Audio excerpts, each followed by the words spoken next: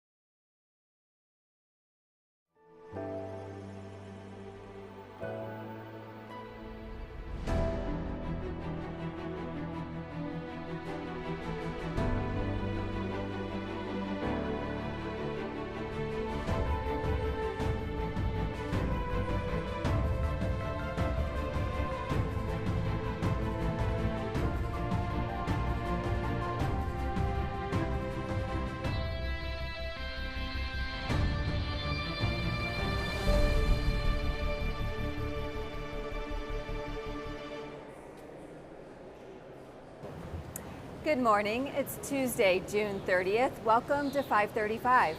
I'm here in the Cannon Rotunda. I'm Leanne Caldwell with Puck News, and I'm joined by my colleague, Scott McFarlane. Scott, it is such a busy day on Capitol Hill in Washington today. We have well, first let me preview the week on 535. So this week we're taking a closer look at the passage of the One Big Beautiful Bill, which happened exactly 1 year ago. This is something that Republicans are really wanting to tout. We're going to talk a lot about that this week, about the implications of it, what it means politically for both parties, and much more.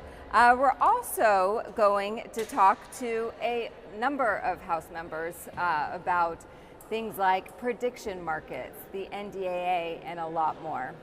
Speaking of the NDAA, Scott, that is something that is going to try to come up on the floor today. They're going to vote in the House to move this NDAA along, but surprise, the SAVE Act is complicating things. Can you talk to me first about what you were looking for on Capitol Hill this week? How important is it for the NDAA to move, and how important is it for Speaker Mike Johnson? Huge. 24 hours ahead of us. First of all, let's set the table with what the National Defense Authorization Act is. It is must-pass legislation. They have to do it every year, which means if they start attaching other things to it, everything's in jeopardy. The things they're trying to attach, and the National Defense Authorization Act as well. First up, the Rules Committee had a laborious process ahead of it already and started the week yesterday looking at some of the amendments to these bills. And there are hundreds of amendments to the National Defense Authorization Act. They're germane, but they touch everything from benefits for military veterans to flu vaccine requirements for service members to how they're going to spend money on things involving Iran and the peace deal. So you got a whole mess just to get the National Defense Authorization Act passed. Now we have the complication, which is to get this thing on the floor and to ungridlock the House floor, to lubricate the gears. They have attached the Save America Act, part of the Trump provisions, to federalize some restrictions on voting, on mail-in voting and on elections. There's no way that thing gets from the starting line to the finish line without there being some effort to strip it back out, either in the Senate, in conference, or in some other mechanism ahead of us. So we're early in the process of getting the National Defense Authorization Act passed, but it must be done. So the NDAA has to be done, obviously, but it also is really symbolic for Speaker Johnson and his ability to govern on the floor these days. As we all know, his margins are extremely small, and any one or two members can hold anything up. The House left town early last week because they couldn't get anything through, and so this is a real test for Speaker Johnson. He came up with a novel idea of attaching the SAVE Act, this, voter ID, proof of citizenship legislation, to the NDAA. This is just a short-term fix, though, because there's no way this is going to get through the Senate, but it could perhaps alleviate the immediate challenge that he's facing. Yeah, there's sand in the gears right now. He's got to get the sand out first before this machine starts working again. Attaching the SAVE Act does seem to have satisfied Anna Paulina Luna, Republican from Florida, and Tim Burchett, Republican from Tennessee. Both told me last night this is something they wanted to see happen, makes them more supportive of moving the House floor towards votes again. Yeah. Small goal, but a big goal at the same time. This could unlock the House floor for proceedings this week. That really is what they're fighting over, isn't it? Just to have a functioning voting House. Yeah, just to move things. Now let's move across the street to the Supreme Court. A big day on the Supreme Court. Of course, it's the end of the term. Multiple big cases, including the birthright citizenship case. They upheld and they rejected Trump's argument of eliminating birthright citizenship. Democrats to disenfranchise voters, to impact elections. And I said that this was an attempt, according to Democrats, to disenfranchise voters, to impact elections. And I suspect we're going to hear an awful lot about that. Those flames are going to get fanned, Leanne, by both sides of campaigns between now and November. Yeah, also, the president has won a lot of things at the Supreme Court so far this term, just in the past few days in these decisions. The fact that he lost his birthright citizenship one, which is perhaps the one that he cared about almost the most, is interesting. Other things that came out today, the Supreme Court upheld that states can ban trans men playing in women's sports. And it also, a big case for up here is eliminating the limits on how much campaign committees can spend on candidates. And that is going to have really big implications for these midterm elections. Republicans feel like they are well equipped to take advantage of this breakdown of the wall between campaign limits between the committees and candidates, because as we know, Republicans tend to raise a lot more money in their campaign committees. Democrats tend to raise a lot more money by their candidates specifically. And now that the campaign committees are going to have candidate rates, those cheaper rates for ad buys, this could be a huge boost for Republicans.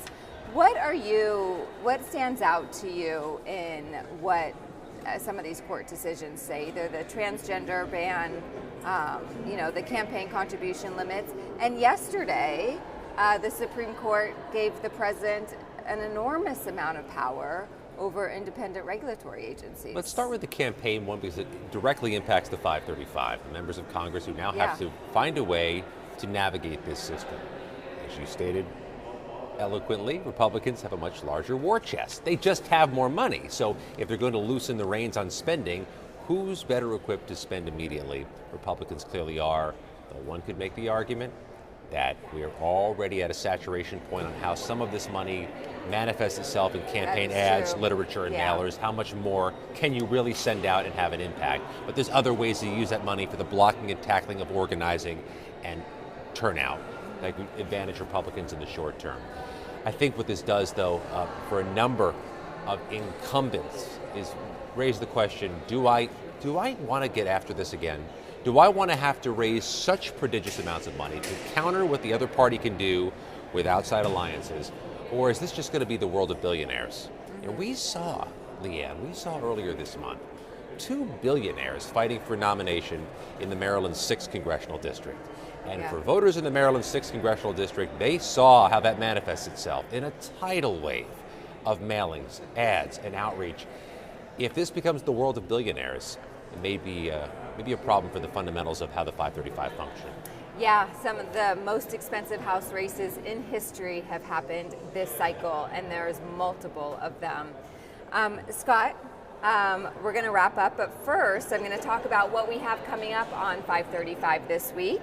Today we have Congressman Randy Weber, Scott Peters, and Ranking Member of the House Budget Committee, Representative Brendan Boyle. We also have a former staffer today. Everyone around here knows John Legansky, who used to run the floor for House Speaker Kevin McCarthy. He's coming on later to talk about his new book and that treacherous floor fight that eventually got Kevin McCarthy Speaker of the House.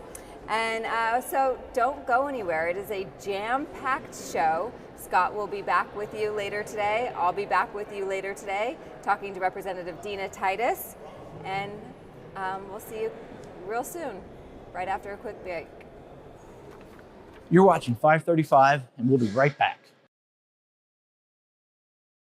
When your child gets sick, time is everything. Getting treatment sooner means more options and a real chance at getting better.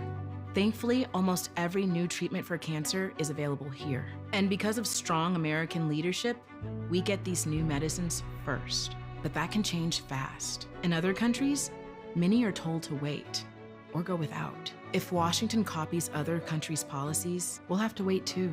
It's time to tell Washington, keep America in the lead.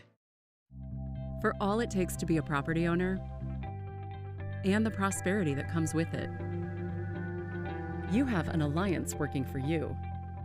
The American Property Owners Alliance. Real estate experts, financial professionals, and community leaders standing together to support, protect, and represent millions like you. Homeownership is the American dream. We're here to keep it that way. A simple blood test can detect Alzheimer's years before symptoms appear. Congress can connect Americans to early, accurate dementia diagnosis by supporting the Bipartisan Alzheimer's Screening and Prevention Act, allowing Medicare to cover blood-based Alzheimer's screening. Congress has acted to cover mammograms and other life-saving screenings. Now it can redefine Alzheimer's care, unlocking early detection and access to FDA-approved treatments when they work best. Congress, it's up to you. Paid for by the Alzheimer's Association. There are moments that shape an organization's future. A policy shift, a crisis or investigation, a market shock. When that moment hits, the clock starts. Markets move in minutes. Regulators, employees, and customers respond instantly.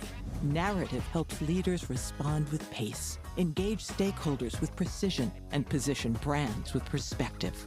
So when challenges emerge, you can navigate complexity and lead with clarity before the narrative is defined for you. Here on Capitol Hill, the 535 are in charge, the members of Congress. But in a democracy, in the people's house, you need to be heard as well. So if you have questions or comments or ideas, submit them to us at 535.news, because here with us, the floor is yours.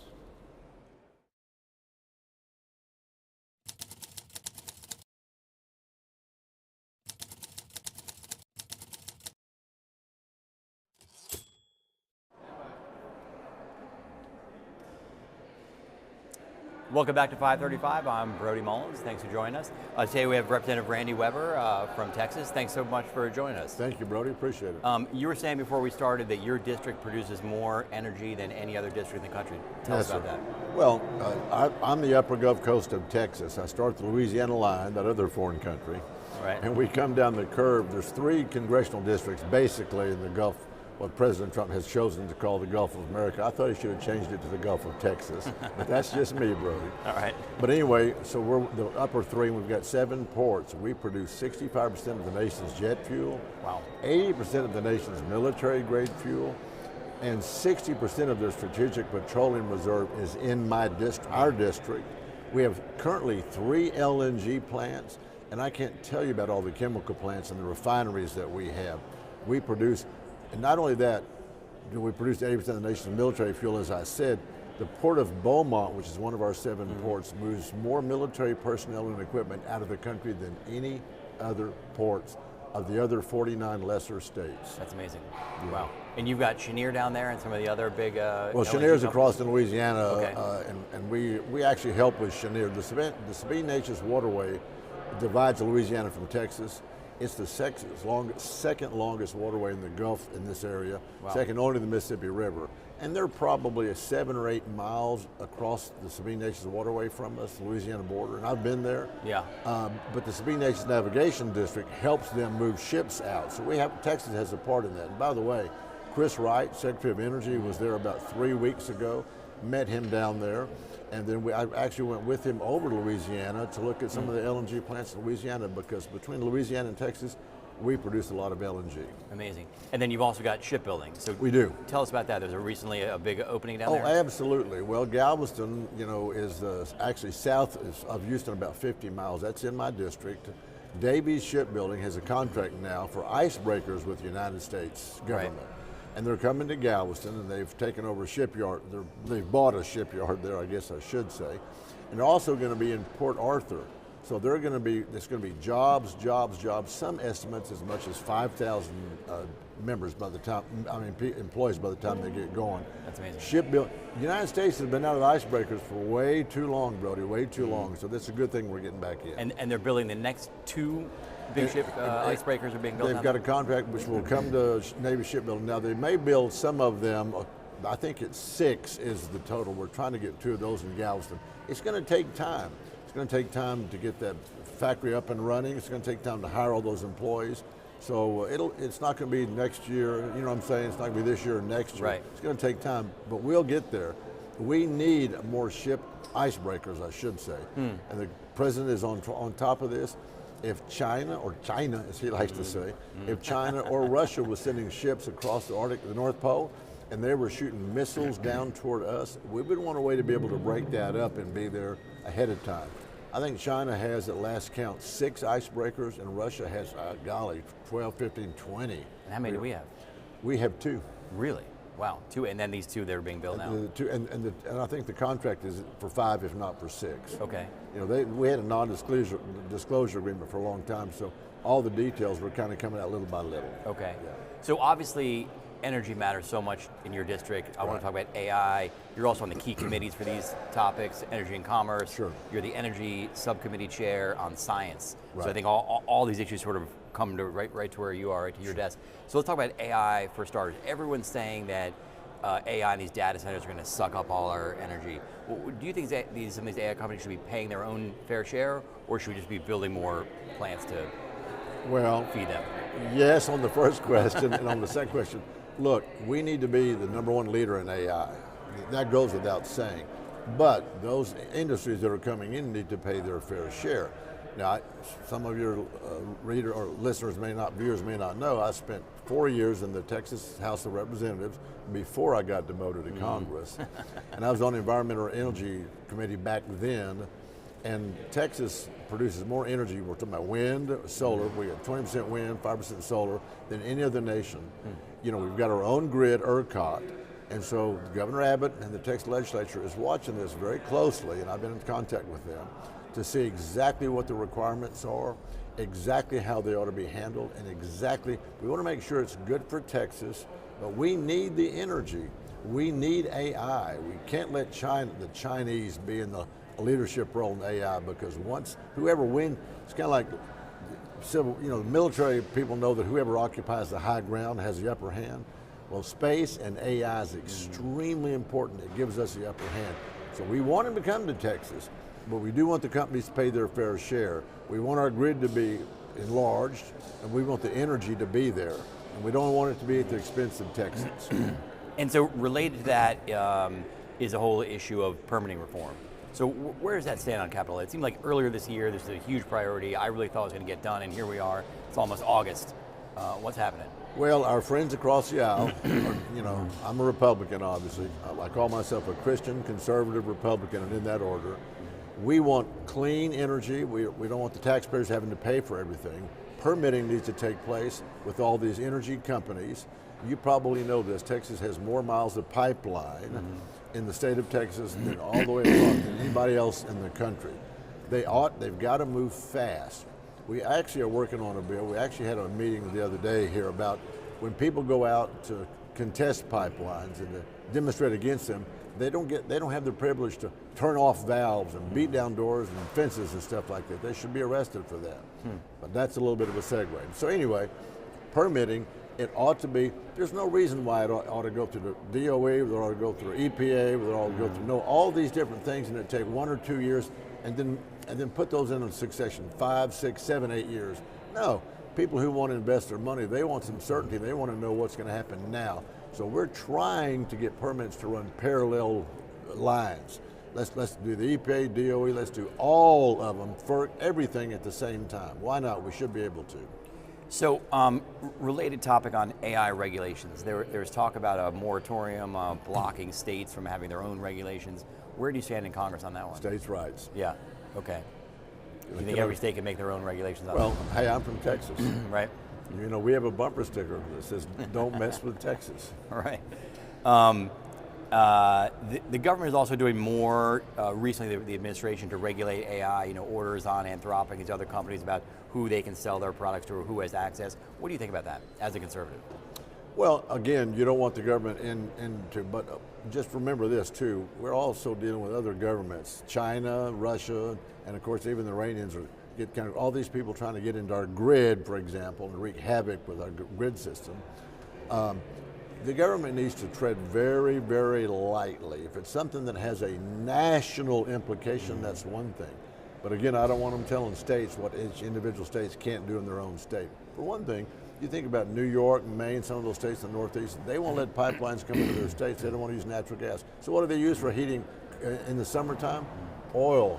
Right. And I'm like, really? Y'all use oil when you've got abundant, clean natural gas and you won't let pipelines in? It's crazy.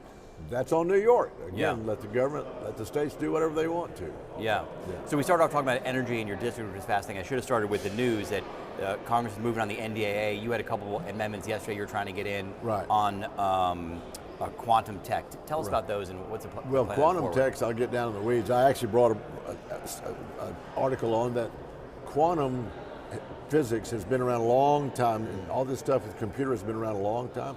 I was told the other day that quantum was about 100-something years ago. Well, that was way before computers, but even the physics, the people, the scientists back then that were really good with physics, they knew what they were. It's to talk about two particles and how they interact and how they will make things faster and better. Well, we tried to get that in. Unfortunately, that amendment wasn't accepted. You think he'll try it as a standalone this year or next year? Oh yeah, absolutely. I've been on science, space, and technology ever since I've been here. I came in 2013. And so I've been on Science, Space, and Technology Committee for a long time. We studied it then, we talked about it then. We've been through, 3 chairmen since then? Yeah, and I hope we can get it up. I hope we can get it included. On 535, we do this segment called 1 Minutes. Yes, sir. So the first question is, what are you doing for the August recess? Well, I'm going to go back home to Texas and be with my beautiful bride of almost 50 years. Congratulations. November 6th will be our 50th wedding anniversary. Amazing. She hasn't killed me yet, and I can prove it. And we have 3 kids, all girls except 2 boys.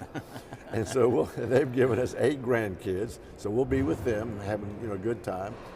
We will be there doing some things. We'll actually be meeting with people too. Our staff is chosen. They've been, career oriented, so that if something needs to change in August and we need to take care of something, we will.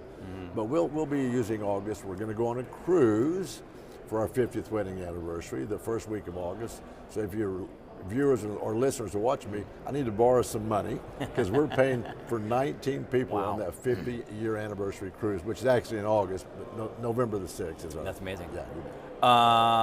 Who's your favorite person on the other side of the aisle? Who's your favorite Democrat? My favorite person on the other side of the aisle, my favorite Democrat. Golly, who did I come in with? I'd have to stop and think about that. I'm going back 13, and I've slept since then. Yeah. All right. What about your best committee assignment? My best committee assignment. Your favorite committee? Well, I was on transportation infrastructure for a while too. It's kind of a mixed bag. I love being on, and I was on foreign affairs my first term, science committee. So foreign affairs is a good one. Science, space, and technology is a good one. T&I is a good one but really it's energy and commerce, and I think science, space, and technology comes in a close second. Energy and commerce is my favorite committee. Not that anyone's asking me, but that's my. Right. What is the most difficult part about being in Congress? The most difficult part about being a member of Congress is that people believe too much from the social media. A lot of bad stuff said about us, And most people think members of Congress can't read, yet I've got notes I can, all this means is I'm a noted speaker, And so it's just, when I was in the Texas House for 4 years, that, of course we only met every other year for 140 days. So people knew you did it because you love Texas. Well, we do this because we love America too. We get caught up in here. But now we were all working for Texas, 150 state reps, all in Texas. You get up here, there's 435 of us that ain't all working in the same direction. people don't really understand that. Right. So, but we've got to do what we've got to do to keep America moving forward. And I was a business guy, 35 years, owned my own air conditioning. I want business people up here. And I think with that in mind, America is in a good way to move forward. What do you do to pass the time in your commutes back to the district? Sleep. No. I take Southwest Airlines. Okay. I've got a lot of points built up on South. I take the lowest rate. Okay, lowest rate plane, and Southwest is Hobby Airport, which is about 3 miles in Houston from where I grew up. Oh, really? So I've been in Southwest a long time. So I read when my beautiful bride comes with me. Sometimes we'll watch movies, right? Netflix, and then I get to talk to people on the plane. That's great. You bet. What is the best part about being in Congress? Feeling like you're making a difference. We're in the greatest country in the history of the world that God has ever given mankind. And I get to be a part of making decisions for that because we got kids behind us. Did I mention I've got 3 kids, 8 grandkids, and 2 great-granddaughters. Wow. I want the decisions that we're making to benefit those youngsters and those kids of mine going forward for the next 100 years plus. Last question then. There's a lot of problems up on Capitol Hill. If there's one thing you could fix, what would it be? There's problems up here? I didn't notice any. One thing I guess I would fix, golly boy, that's a loaded question. One thing that we should fix is someone cannot come to the floor of the House and demean somebody else and make a motion to have them kicked out. That needs to go through the ethics committee. What happens, Brody, is that wastes our time on the floor of the House. There's a lot of things that need to be investigated, I get that. But let's not do it on the House just because you can stand up in front of a camera and you can make points. Randy Weber, thanks so much for joining us. Really Thank you, appreciate it. Appreciate that. Appreciate your viewers paying attention. That's right. That's good for America. What y'all are doing is good for America. Thank you. Nice of you to say. Appreciate that. Come on anytime you want to. Okay. I'm Brody Mullins. We'll be back on 5:35 in a few minutes. Yeah, thank you. You're watching 535, and we'll be right back. When your child gets sick, time is everything. Getting treatment sooner means more options and a real chance at getting better. Thankfully, almost every new treatment for cancer is available here. And because of strong American leadership, we get these new medicines first. But that can change fast. In other countries, many are told to wait or go without. If Washington copies other countries' policies, we'll have to wait too. It's time to tell Washington, keep America in the lead. A simple blood test can detect Alzheimer's years before symptoms appear. Congress can connect Americans to early, accurate dementia diagnosis by supporting the bipartisan Alzheimer's Screening and Prevention Act, allowing Medicare to cover blood-based Alzheimer's screening. Congress has acted to cover mammograms and other life-saving screenings. Now it can redefine Alzheimer's care, unlocking early detection and access to FDA-approved treatments when they work best. Congress, it's up to you. Paid for by the Alzheimer's Association. Hi, I'm Elizabeth Rome. I've played many roles on TV and film, but today I want to speak to you as myself about a cause that's very dear to my heart. The Cancer Prevention and Treatment Fund provides free help to those who have cancer and those who wish to prevent it. They've also worked tirelessly on banning cancer-causing chemicals in our homes and neighborhoods. I want to thank them as a mom for protecting our families. Please donate today at the Cancer Prevention and Treatment Fund at stopcancerfund.com. I enlisted as a medic to be there to help my patients, and after an injury, I found myself as a patient. I experienced post-traumatic seizures. Depression is a big one that comes along with it, PTSD. So I pursued my PhD in neuroscience and regenerative medicine. The coalition has helped fund my academic pursuits. They genuinely care about helping the vet in whatever way that they can. Through supporting the coalition, you're supporting some of the veterans that have the biggest needs. Visit saluteheroes.org to learn more. We are Lions International, one association of global volunteers, one foundation for humanitarian grants, shaping the future, one act of kindness at a time. We are on a mission to improve health and well-being, to strengthen communities, to serve a world in need. We are Lions International. To learn more, visit lionsclubs.org.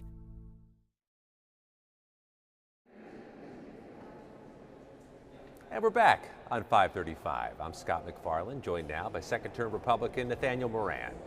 Judge Moran serves the 1st District of Texas, former judge in Smith County, Texas, but also a member of the Republican Conference who's been active on the issues of AI. That's right. And it's been 1 year also since the bill you championed, the One Big Beautiful Bill. Was that a fast year or a slow year? Oh, it was a fast year. It went by lightning fast because of the amount of work. And you know, when you got your nose to the grindstone, things go by pretty quickly. They do move quickly sometimes. I want to talk about the One Big Beautiful Bill as we start. I'm not sure how it polls nationally or how it polls in the Texas 1st Congressional District, but I know that the administration and Republicans here on the Hill have been trying to advocate for parts of it, trying to champion parts of it. What parts do you think resonate most with your constituents? Well, as you look at the numbers, the parts that really resonate with our constituents are the things that help working families a lot. When you talk about no taxes on overtime, we're looking at probably 30 million people that have filed using that provision in particular. And then no taxes, those no taxes on tips, and then no taxes on tips, you're looking at about 7.5 million people that have used that. So those are provisions that really work for the American people. When you look at the child tax credit, you're looking at, again, about 40 million people that have filed using that new enhanced child tax credit. It's just amazing how much we're doing for working families. When they look at the standard deduction, you know, over 90% of the people use standard deduction when they file their taxes. That is real money in working people's pockets, because that's the first $32,000 effectively free for a family that has a married filing status. Let's stipulate for a moment the impact of no taxes on tips is something people can see and feel. Is the concern among Republicans that they're feeling it less than they otherwise would because costs are rising so quickly on so many things? That extra money helps, but now you're paying $7 for a box of cereal. Now you're paying $3.99 for gas in Tyler. That it may be taking the edge off what would otherwise feel like a benefit. Well, certainly inflation is something we should always be concerned about. And when we came out of the Biden administration, that was really the biggest problem that we saw. We saw double-digit inflation for a number of years. And so we began to slow that rate of inflation. While you slow that rate of inflation for the cost to working families, you're also trying to grow the economy itself. Are we sure they feel the slower rate of inflation? Because it's still tough. Hard. It's still very tough, and most of the inflation that they're feeling is really in the healthcare space. We've still got a lot of work to do in that space, because there's been so many years now where we have given that those subsidies and that money and that help that really only went to insurance companies and really only helped those folks that are not the end user. We need to find a way to help the end user to bring down through free market solutions the actual cost of healthcare. About healthcare. Talking to Texas Democrats, they may argue the One Big Beautiful Bill did deprive some people of Medicaid benefits they might otherwise have had. You've got tens of thousands of people just in the Texas 1st who consume Medicaid services, and there may be a concern this bill makes it harder for some people to access it. Well, the only people that should have trouble accessing this are people that refuse to go work or go volunteer or go spend 20 hours doing educational work. People that shouldn't have been on the rolls in the first place. I mean, we cleaned up the rolls and said, look, if you're illegal and you're here and you shouldn't be, then you can't do it. If you're getting benefits in 2 states, which a lot of people were, you know, I'm a border state with Louisiana.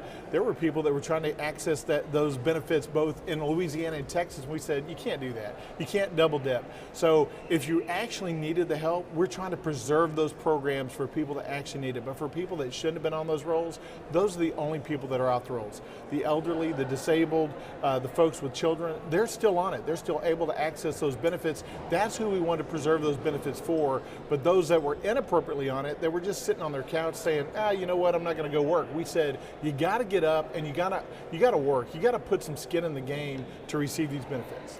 In your district, in the 1st, Do you have an issue with a shortage of rural hospitals or clinics? Because we hear so much of that in Louisiana, in Arkansas, Alabama, and Texas. Yeah, there is. I represent a region that's 17 counties wide. It's about as big as the state of New Jersey. Some of our folks, especially our veterans that we're concerned with, have to travel a long way to get health care. So we want to make sure that we are always cognizant of what are the impacts of the decisions we're making here from a policy standpoint on our rural health systems.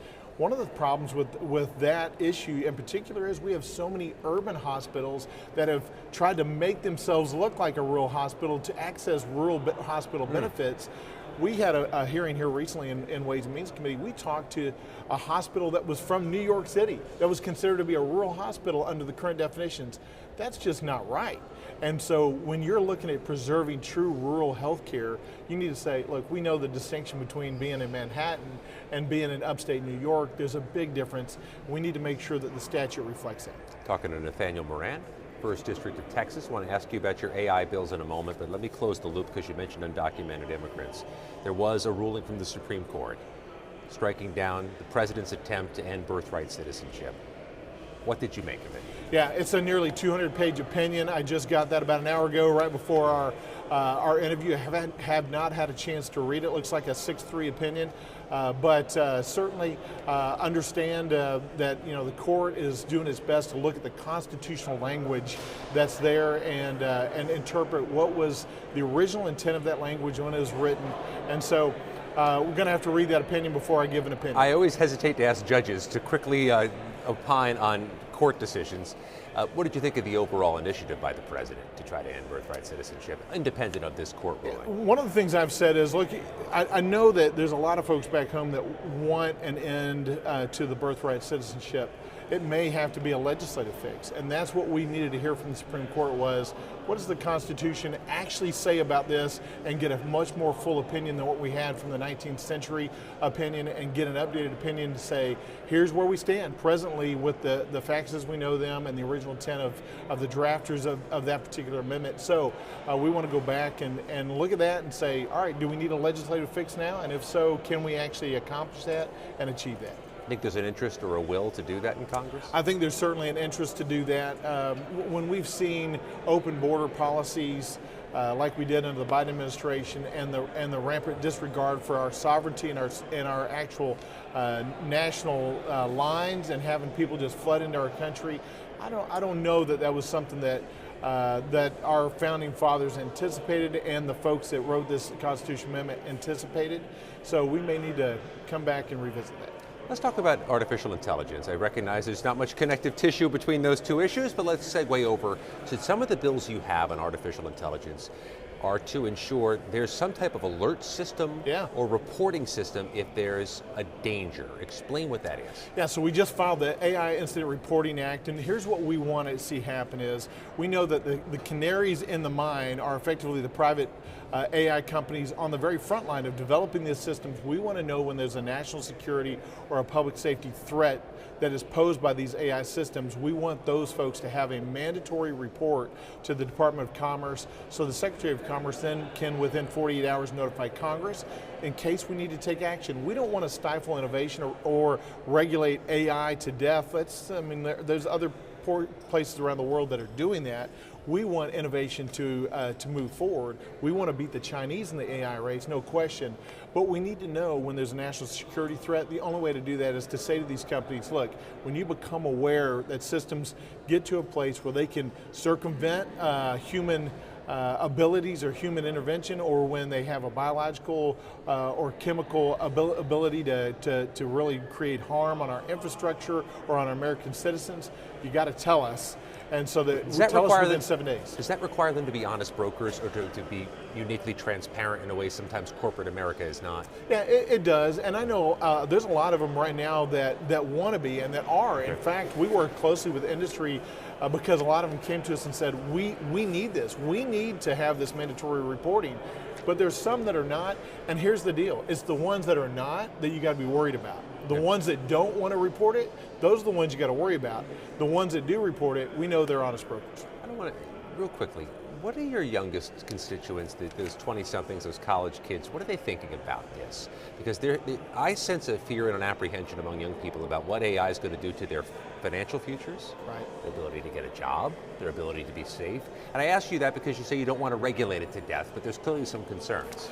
Yeah, there is. And with artificial intelligence, what you really want to see is you want to see transparency and you want to see protection of national security and public safety from the outset. That's the number one thing you want to be able to do, because when you have transparency about the systems that are developing and what's out there, then you can actually let the private sector in a lot of ways regulate itself, and people stand up and say, actually, I don't feel comfortable with that model.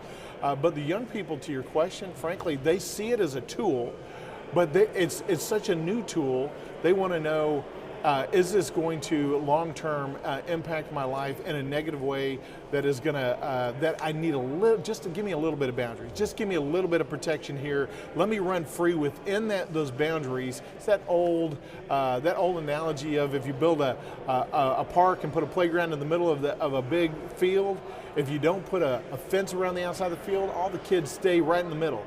You put up a safe fence around the far outside, everybody runs to the corners and explores the whole aspect of it. That's what we need, is just some light guardrails around the outside so innovation can be at the forefront and safety can also be at the forefront. Time for just one quick question from our fun list. What is the best food in the Texas 1st District?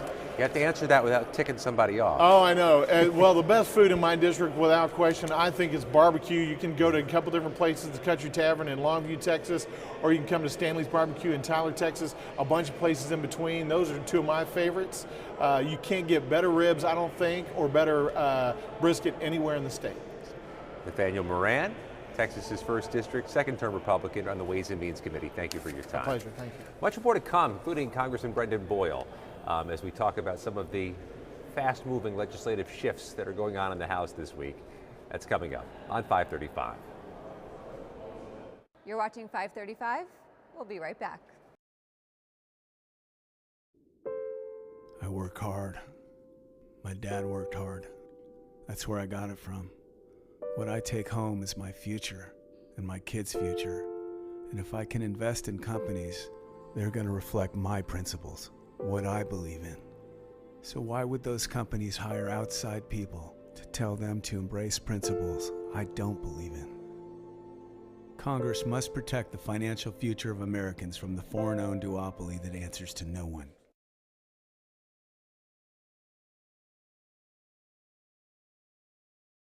Welcome back to 535. I'm Leanne Caldwell with Puck News. I'm now joined by Deborah Phillips, who's the president and CEO of the National Electrical Manufacturers Association. Deborah, thanks so much for being here. Thank you for having me. So first, tell us what NEMA is all about. Yeah, NEMA represents the broad electrical industry, so everything from wire and cable to motors to transformers to industrial automation to lighting to EV charging technology, sort of the full gamut of electrical equipment, and we represent that industry, growing industry, booming industry actually right now. On policy issues, we set standards to keep our equipment safe, make it more efficient, make it interoperable with other electrical equipment, and we also do some forecasting and market data, which is really important right now as the industry is transforming pretty dramatically. Yeah, so what, when it comes to the Hill, what is your priority right now? Yeah, well, we have a number of priorities at the moment. One is the Surface Transportation Bill reauthorization. The Build America 250 Act is, you know, sort of on the doorstep. It's important, you know, we have to continue to modernize our transportation infrastructure, so it's important in that regard, but there's also a specific piece in that legislation that recognizes something that we're really interested in, which is investing more in materials that are made here in America. Mm-hmm. So there's a provision that recognizes NEMA's Make It American program, which is a domestic content program, and it certifies products and facilities that can meet those domestic content requirements for products that are made here in America. So it recognizes that specifically so that, you know, as transportation officials are procuring materials to modernize our transportation infrastructure, they can see what materials meet those domestic content requirements. Is it the parts or is it the whole? It's all of it. All. It's both.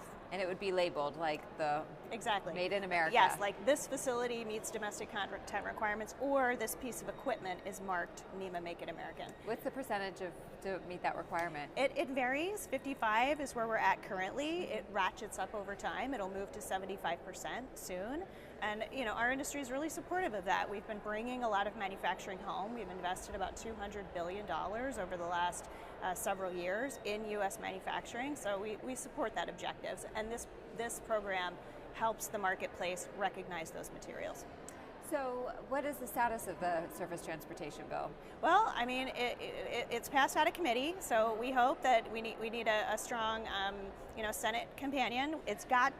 Something has to happen by September 30th, and we hope that it does. So, fingers crossed, we get some action. It at least needs to be reauthorized an extender on September 30th, but hopefully we can get the full Monty passed. On the Make It in America, essentially, what does it do to costs of products? To make it here at home? Well, I mean, in the current trade and tariff environment, it's appealing to make more products here at home. Although I think that inclination to make more essential materials here really started in COVID. We all sort of experienced the hassle of and risks of long supply chains. So I think this trend to make more of that material here started way back in 2020. But the current trade and tariff environment really encourages products to be made here. So I think it's appealing, and it's why our industry has invested billions and has billions more, ready to invest in this market. What are some of those products? Yeah, motors, there's been a lot of talk about transformers in the current grid environment. Transformers, gas turbines, these are constrained materials, so our industry has invested a lot in manufacturing those types of materials here. Wire and cable, and the basics too, wire and cable, industrial automation products, all grid, smart grid products. So there's been an investment in U.S. manufacturing in those kinds of products across the board. Let's talk about electricity generally. Yeah. I know that you all are well aware of how electricity consumption was flat or declining for decades, and now for the first time, I think in 2025, electricity use increased. Yep. That's only going to grow. Yep. So what needs to be done for the U.S. to keep up? Yeah. It's a great question, and one that many organizations are thinking a lot about, ours included. One of the reasons why electricity demand was flat for so long is because of our industry. We're really focused on efficiency, and so we've made products that are more efficient over time, and it's really kept demand flat, net flat for a long time. But now we project demand is going to grow by 55% between now and 2050. Wow, it's huge, unprecedented. Huge. Mm-hmm. We're seeing the early signs of it. In the next 10 years, it's largely data center driven, but it's not just data centers. We're electrifying manufacturing operations. We're electrifying even oil and gas operations. We're connecting and digitalizing our healthcare, our homes, our industries. So the demand is coming from many places, but after about 2035 or so, we really see the bulk of the demand increase coming from EVs and electrified transportation. So, what needs to happen? We need to focus on efficiency because it takes a long time to get new generation permitted. So we need permitting reform for sure to get the new generation moving. But in the meantime, we need to focus on efficiency of data centers. We've just published a new framework around data center efficiency, how to get the most out of the data centers that we're building today. And there's pieces of legislation moving around grid enhancing technologies, reconductoring. That's going to help us get more electrons out of the grid that we have today while we're developing new generation. So what is the role of data centers then? What sort of player should they be in ensuring that electricity is abundant for consumers, for everyone? It's a great question, and consumers are asking the same question. I think they're legitimate questions because about a third of every data center is electrical equipment, my members' products. We care a lot about that, which is why we worked with Pacific Northwest National Labs, as well as ASHRAE. They're a standard-setting body focused on refrigeration and heating, and cooling systems in data centers are really important.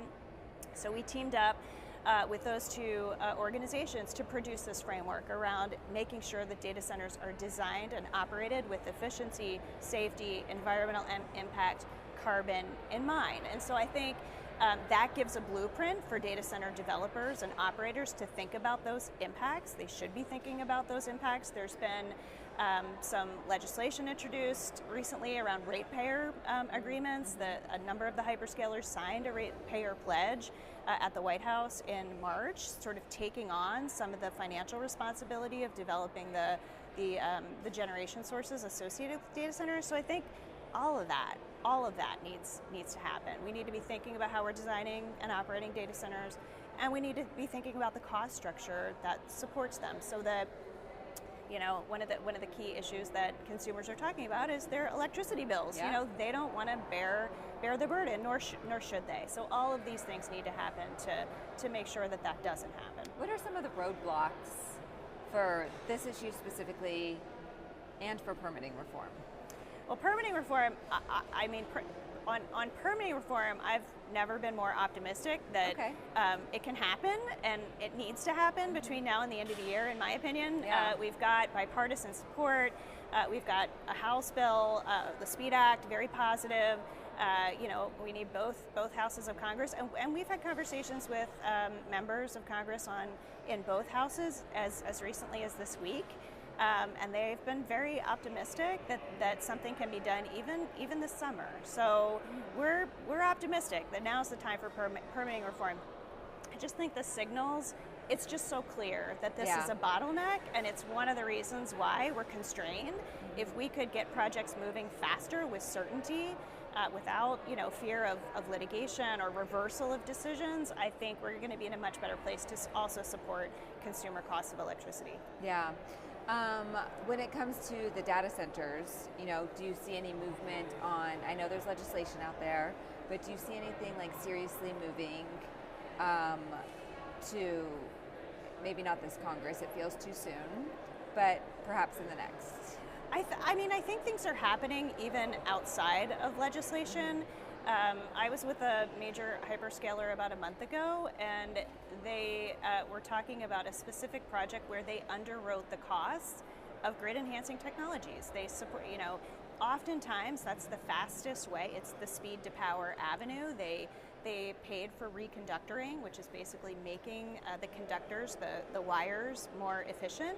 They paid for that to happen in this locality. That was the fastest way to get more electrons for their data center project, and you're seeing more and more of that. So I'm encouraged, and if you talk to the major hyperscalers, they seem dead serious about living up to those ratepayer pledges. So I think even in spite of maybe legislation, it's going to take us a little while to get there, I think it's still happening because the private sector is demanding speed to power. Yeah.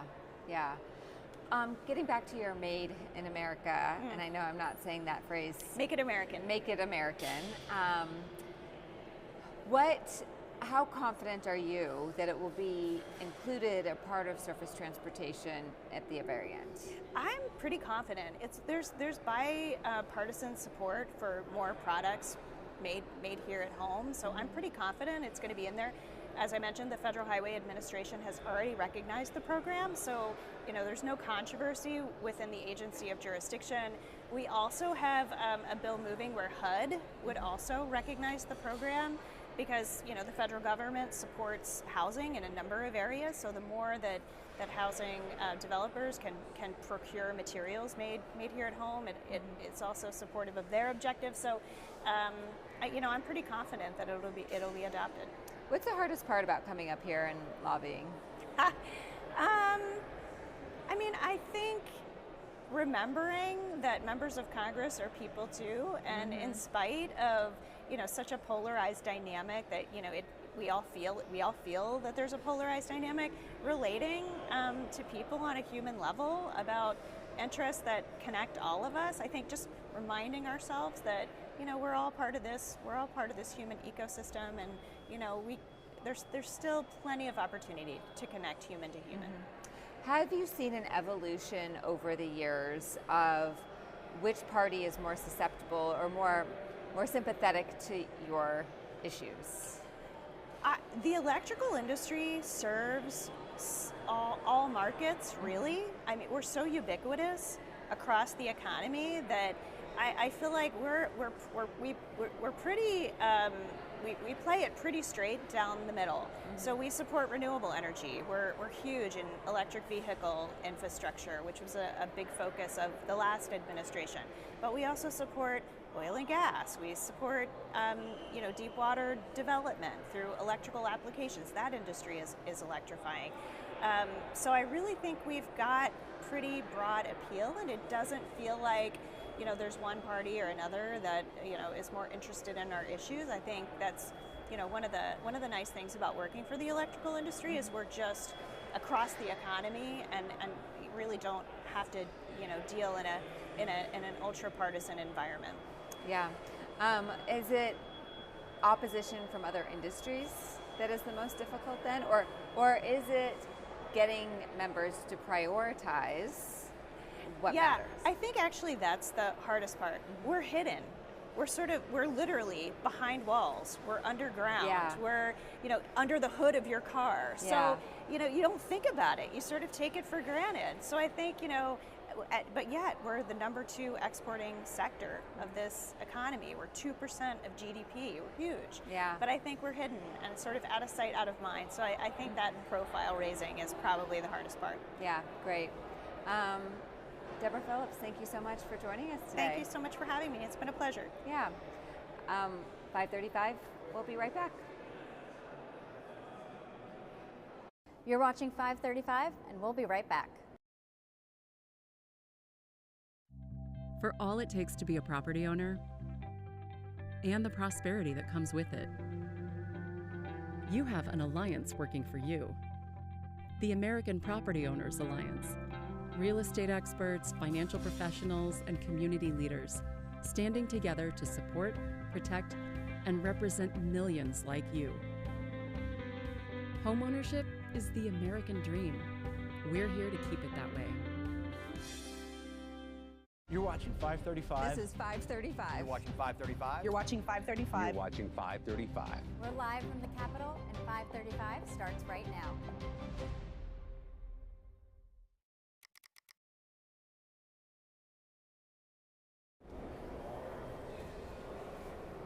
Welcome back to 535 News. I'm Leanne Caldwell with Puck.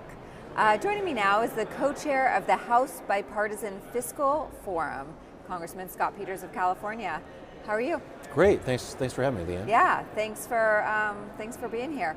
We're going to talk about the fiscal health or lack of this country. You're really focused on the debt, the deficit. So, as of April 2026, publicly held debt was $31.3 trillion, right? Which is massive, equal to the size of the country's economy, and it's projected to grow as much as 123% over the next decade. Sounds like a lot. Yeah, it sounds like a lot. So what do these numbers mean? So I think they're pretty abstract unless you think about what the effect of them is. Yeah. And here's the problem. So what we're doing is every year we're borrowing about $2 trillion just to pay our expenses, right? And that means that the debt that has been, and there's other reasons why the debt's gone up. Sometimes there's a war, sometimes there's a pandemic, and you spend money without taxing for it. Anyway, that debt has accrued to 31 on one measure, 39 trillion on another, and it's generating the interest payments. So you have to pay interest on that debt. Every year now, we're paying $1 trillion of interest as part of our budget on the debt that we've accrued. So that competes with defense, that competes with roads and bridges and everything else. $1 trillion is the defense budget. It's bigger than everything. I think it's bigger than defense. It's on its way to 100 to be even larger than the defense budget. It's one of the largest items in the budget, which means that our tax dollars are paying not for the things we're doing today, but the things we borrowed to do beforehand. right? Yeah.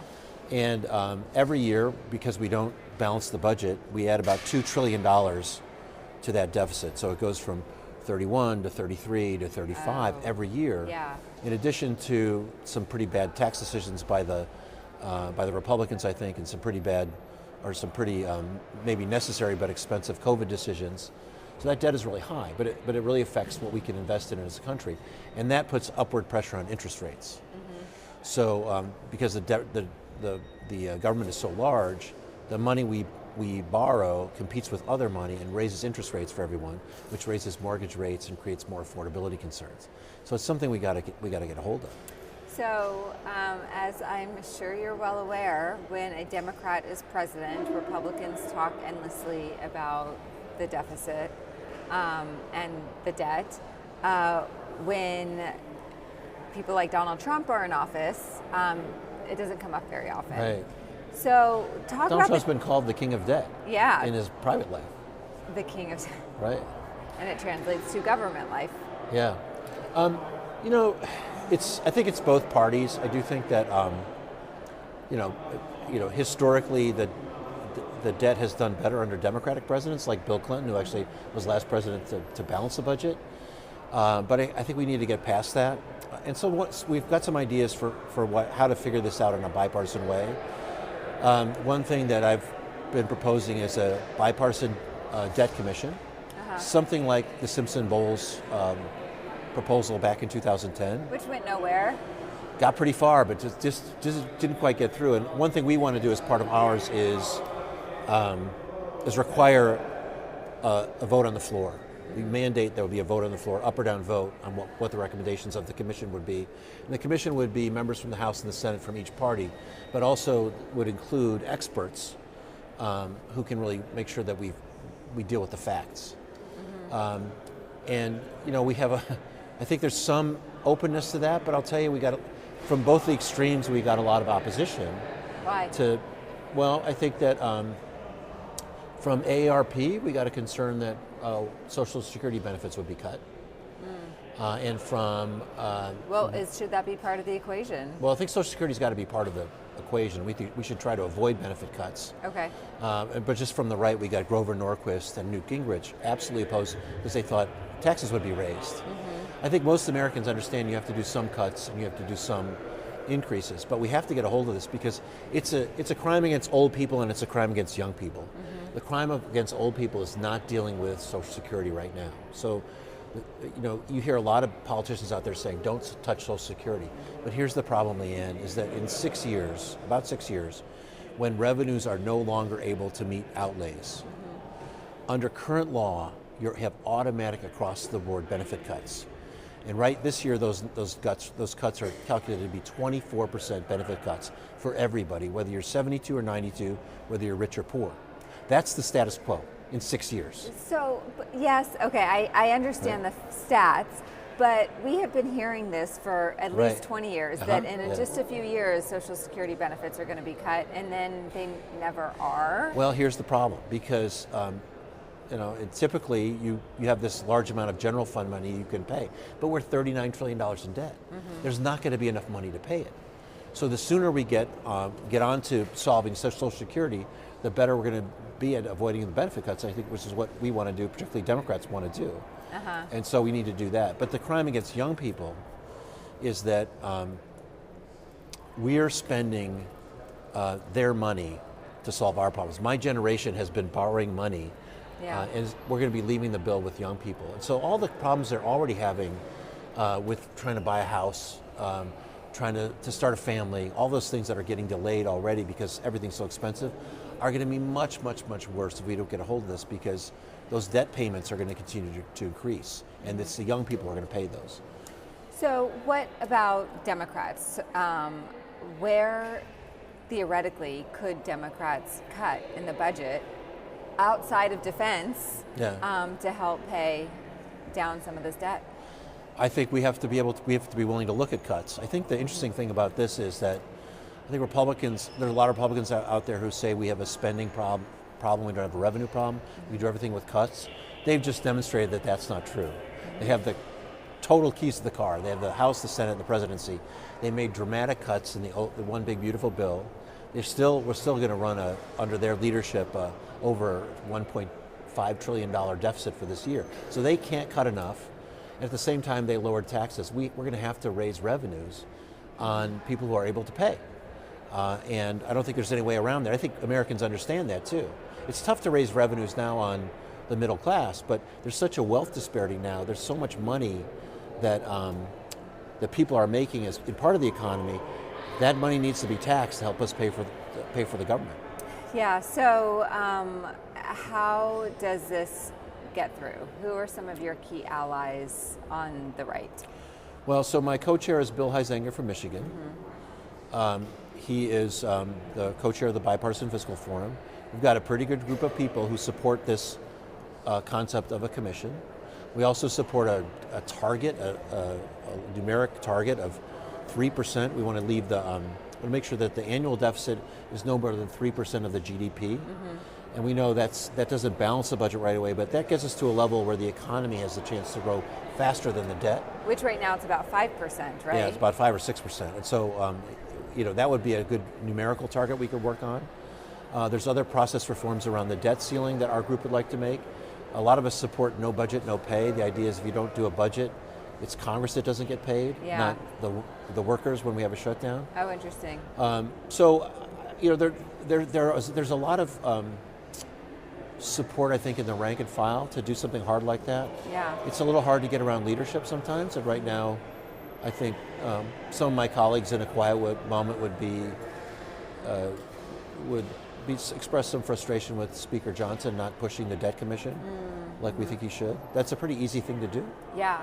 But again, a lot of pressure from the right not to allow any tax increases. Yeah. So just to visualize this, we have a chart from GAO that talks about how the debt is going to increase over, the next 10, 20, I think up to 2060, the new chart says. What happens if it gets to that level, if it isn't addressed? Well, I mean, first of all, the things I've already described, the cost increases, interest rates, that continues to grow. There's a question, and right now people are still buying our financial instruments because we're in better shape than the rest of the world. Mm-hmm. But that could change, and people could stop buying our debt, and the debt that we have would become much more expensive for us to borrow from other places because people would see us as a risk, not being able to pay our bills. And then, of course, at some point, we have to be concerned that the dollar is no longer the currency of the world's business, and all those things are possible. Mm-hmm. So we'd prefer to start solving this problem before we get to the meltdown, and even sending a signal like the 3% debt to GDP target. If we could meet that target, it would say to the rest of the world, okay, be cool, calm down, the United States is getting its act together. But right now, it's the worst of all possible worlds. It looks like there's no, Congress doesn't appear functional from inside or outside of Congress, right? Yeah, no. And, I think there's not, the Bipartisan Fiscal Forum, our ideas have not been embraced by Congress as a whole. Mm-hmm. The president's not calling for them. And so I think it sends some pretty scary signals to the rest of the world about whether they can depend on us to be the rock-solid economic partner we've always been. Do you expect Leader Jeffries, should he become Speaker Jeffries after November, to care about this? I hope so, because I think economists on the left have come to realize that, while they may not have been concerned about a $5 trillion debt, they've realized that this really is something we have to deal with. I even saw Paul Krugman write about it, which is, something new. We've gotten past this idiocy of modern monetary theory, this whole theory that interest rates would never go up. I don't know if that was a couple Congresses ago what a lot of Democrats held. And I think people realize that inflation's a real concern. Mm-hmm. On the right, by the way, I keep hearing this notion that AI is going to solve all of our problems, going to generate so much income that the tax revenues will go way up. I think that's another pipe dream on the right. We've got to deal with these issues, and I think someone's going to come to us and say, let's do it. I hope it's Leader Jeffries, and I hope it's Speaker Jeffries. But I certainly hope that it's a discussion in the next presidential campaign as well. I mean, this is political nightmare for most members. You know, I just don't agree with that. Really? I think that gives American people way too You're little going to have credit. to adjust Social Security and make no cuts to So Social Security. you know, it's interesting. We had a budget committee hearing on the debt commission, and in the crowd were probably 20 or 25 older women in red T-shirts who were very adamant about not having Social Security be part of this discussion. And I said to them, I said, you know, like not touching Social Security is like telling the doctor not to treat the cancer patient. This thing is dying. We have to deal with it. And the sooner we deal with it, the better able we'll be to prevent benefit cuts, which are already scheduled for 6 years from now, right? Yeah. Under current law. And afterward, I saw the ladies out in the hallway, and they had been giving me all the dirty glares during the. But I asked them, I said, how? They said that makes so much sense. Thanks for talking to us about it. And I think we give the American public way too little credit sometimes for understanding that these are hard things. And the other thing I've found is when I do bipartisan things that are big, you know, we did a lot of fighting with my own party over how to set up the drug pricing thing we ultimately got passed. People appreciate that you're trying to solve the problem, and they really want to see bipartisan results. Yeah. So I think that would be not just good policy, but good politics. People really want to go to bed thinking that, oh my gosh, the Congress can work. Like we did on this housing bill recently. I think that was a big win for everybody. And constituents are happy with that. They want us to take on these hard problems. They know Social Security's in trouble. They're worried about benefit cuts. Why not swoop in there and solve the problem? Yeah, okay. Scott Bessent testified about this issue. Have you talked to him about it? I don't have those phone numbers, but I was happy to see he liked the 3% target. They have not sent over a budget from the Trump administration that's anywhere close to that. Right. They're still adamant about not raising taxes. By the way, we're not even collecting taxes that are owed. That tax gap between what's owed and what's collected is about $600 billion. And when I see cuts to the IRS proposed, I see that's a retreat from enforcement. Yeah. Without raising tax rates, yeah. you could go out and collect that money. Right. Republicans don't even want to do that. Yeah. So that's the mood over there. I think it's kind of ridiculous, and I think people are smarter than that. And as you see this political populism around taxing billionaires, I think people should pick up on that and know that it's hard to raise taxes right now on the middle class that are really struggling in this time of great wealth disparity. But we should be looking at ways to make sure that at least the income of those folks at the very high end is taxed. And we have to be able to pay for the government that we want. Some Democrats who are winning the primaries against even incumbents are not talking about this issue or talking about more free stuff. How this could be extremely out of line with the incoming Democratic class. Those candidates are not turning red seats blue. Those candidates are turning blue seats blue. Yeah. And so I'm not sure whether there's There's still votes there. They'll still have to vote on the House floor. Yeah, I'm just not sure whether there's a substantive policy difference between them and the people that they're replacing. I mean, I see a lot of really left-wing incumbents being replaced by left-wingers just because they've been around a lot and people are frustrated. But I'm not sure that's a big policy difference. The policy's made in the middle, and we've never seen any of these candidates beat a Republican. So that's where the discussion's going to be. I want to talk to you about permitting reform. You think it has a chance this Congress? I think not much is moving. We're as close as we've ever been. And this started, by the way, with sequoias and forestry. Oh, right, yeah. We started looking at, we had to modernize the environmental laws to meet today's problems. A lot of them are 50 years old. And we observed that it was litigation around the sequoias that was preventing us from saving the sequoias, and we did a bill on saving sequoias. Yeah, I remember that. Freaked out the environmental community at the onset because they said you can't change the environmental laws. We're trying to save the sequoias, and so I think we ultimately started to change the conversation around how do we meet the environmental objective rather than the litigation objective or the status quo objective. We did that with the Fix Our Forest Act, which I think is on the verge of passing in the Senate. We got good bipartisan support there. And now we're talking about in the context of energy and infrastructure. We got the SPEED Act on NEPA reform out of the House. I would have had a lot more Democratic votes if the Freedom Caucus hadn't messed with it at the end. We've got good work on transmission from Manchin Barrasso that we can pick up from. We're doing some good work around certainty. I've got a bill up called the Certain Act that would make sure that everything gets a permit, and when it gets a permit, it's observed.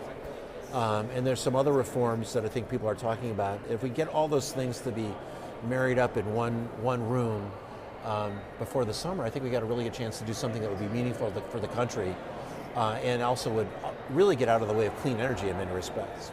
Yeah, you think it's possible? I think sure. That's why I get on the plane, Leanne. I think all this stuff's fine. I have to be the most optimistic person around, right? Oh my gosh, too much optimism around here. Yeah. So if it doesn't happen this cycle, what happens is, do you start over? Well, you don't start over because you got a lot of work that's in the can. You've done a lot of work, but I think this is the right time, given the committee chairs that are in place right now that are very interested in this. Okay. I think Democratic committee chairs might not be as interested. So I've sort of told everybody in the Senate, let's get it done this term. So you'd rather have it done in a Republican Congress under a Republican president than? I think we have a deal now that would work, that would get passed. Okay. Why hasn't it been moved yet? Well, no, a lot of it's moved, and I think that right now the Senate's in discussion. I think Senator Capito and Senator Whitehouse are having really good discussions. I think Senator Lee and Senator Heinrich are going to be talking about transmission. They know the assignment, they know the timeline, and it's a little bit hard not to be on that side of the building talking about it. Yeah. But I think it's really constructive, and it's like a moment of opportunity. Great. Okay, to wrap the fun part of the interview. Okay.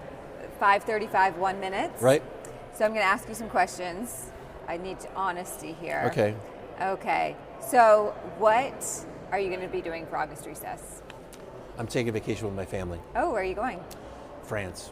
Oh, hopefully it's not 128 degrees. I can't believe we're spending a lot of money and time to go to someplace that is vaguely like where I live. I know. It'll be great though. It'll be great, yeah. And August, I feel like August is better than July. We'll see. Okay, so what's the best part of being in Congress? I want to say the big money and constant praise. Yeah. But really it's access to information, the ability to work on big problems. Access to information, has that become a stock trading problem? No, I don't trade individual stocks. Not that kind of information, but it's like if you utter a question into the air because you're a Congress member, everyone wants to tell you what the answer is. So it's pretty fun that way. Yeah. What's a phrase that you hear here, that you hear around here, that you don't hear anywhere else? My staff won't let me do that. Yeah.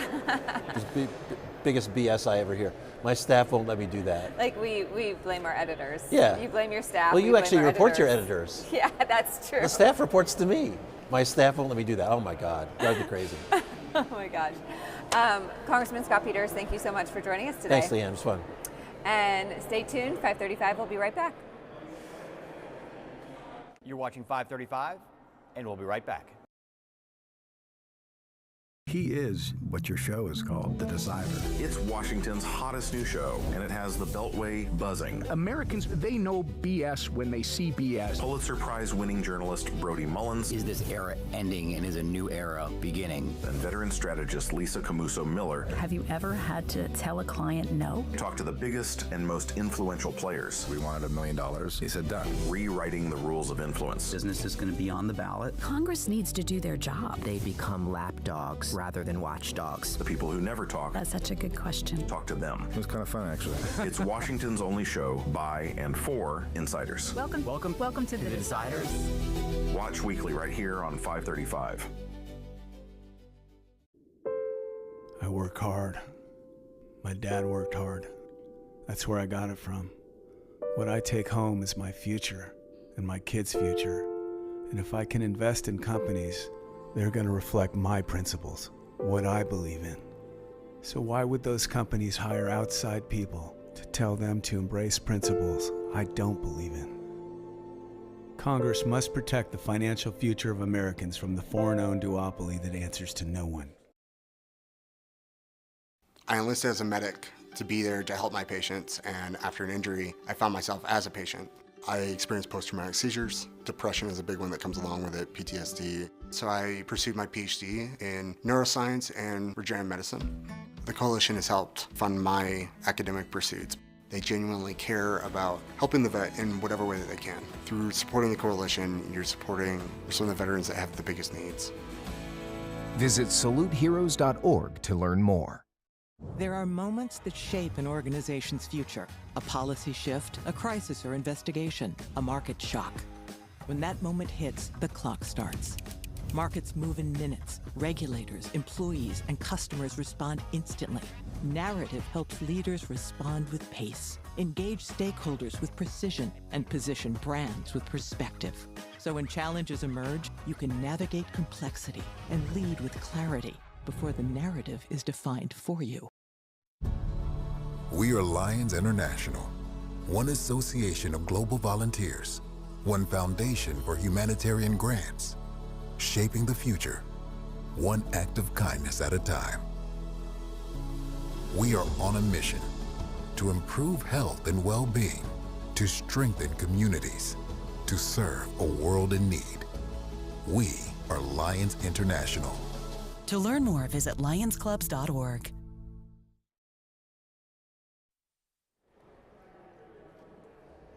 Welcome back. I'm Mariana Sotomayor with Puck News. What can I say about the year 2023? I mean, the way that year started off and the way it ended. As a House reporter, I've joked with many people that maybe at the end of my days, I will see flashes of the House floor and what happened. We all do recall the tumult that was electing Kevin McCarthy to be Speaker of the House. Just 9 months later, he became the first Speaker in U.S. history to be removed by his own colleagues.